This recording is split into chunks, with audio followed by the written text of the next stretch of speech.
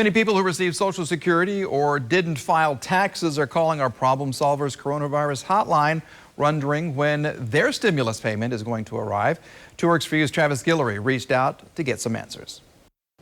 As the majority of the stimulus payments have already gone out, there are still millions of other people who are waiting on theirs, and a lot of those folks are in a specific group of Social Security recipients. The Problem Solvers have heard from many of our viewers asking, when will those of us who receive SSI and did not file taxes in 2018 or 2019 get the stimulus check?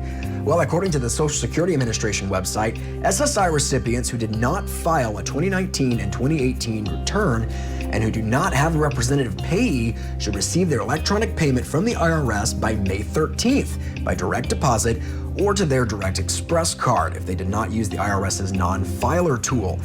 If you use the IRS's non-filer tool, you should receive your payment by May 13th to the non-Direct Express bank account you have provided. The IRS will begin mailing paper checks on May 15th to SSI recipients who received their monthly SSI payment by paper check, and to SSI recipients who used the IRS's non-filer tool but left the bank account information empty.